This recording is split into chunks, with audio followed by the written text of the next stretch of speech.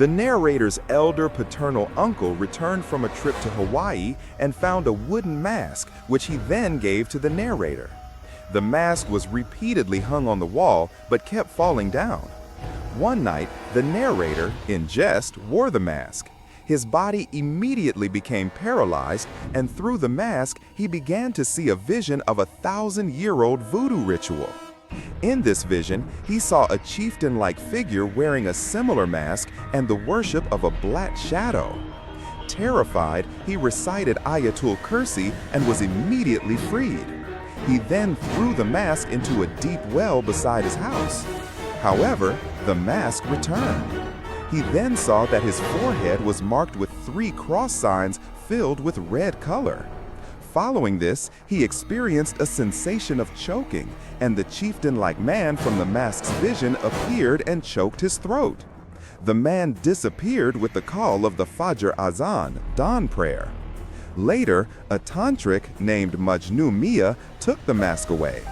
But the narrator learned in a dream that the tantric had intended to subdue the mask's demon for evil purposes, and that the demon had killed him.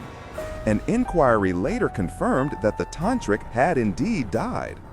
Finally, an imam from a mosque took the mask. He revealed that it contained a first-class demon, Pratam Shrenyan Shaitan. The imam wrote verses from the Quran, wrapped the mask in a black cloth, and threw it into a river. As the mask was being disposed of, the mobile phones from the pockets of the narrator and his father went missing. The imam explained that the demon had taken everything they had with them before departing. The second story begins an unknown email at midnight. The narrator works in a typical corporate office. He has a habit of working past midnight. One day, a strange email arrives in his official email address. There was no sender name or address, only a blank subject line. The email content. Inside, there was only one photo. A close-up of a person's face with the eyes completely white and terrifying. Below the picture, it simply read, "I am coming. Look at your door."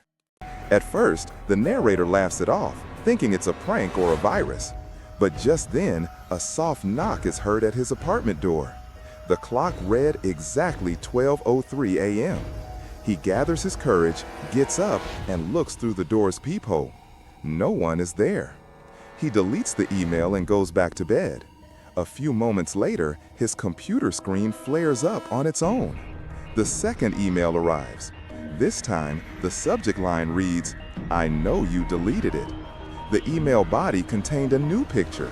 This time, it was a photo of his own bedroom, taken from an angle where he had just been lying down.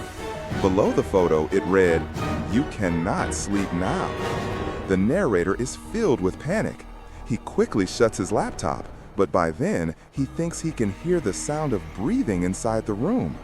It feels as if someone is standing right next to him. He tries to turn on the table lamp, but the switch doesn't work.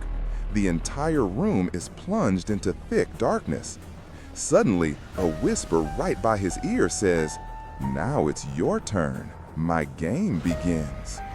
He couldn't scream. An invisible weight seemed to press down on his body. Right at that moment, the laptop on his desk turns on again, and a new message automatically begins to type from that unknown email address. As the bright white light spills out from the screen, the sound of breathing in the room suddenly stops. He sees the message typed, "Not today, on the next full moon." Then the laptop shuts down and the room brightens. The narrator throws the laptop out the window. He leaves that house, but still, on every full moon night, he receives an empty message from that same unknown email address on his phone, containing no content, only a reminder of the full moon.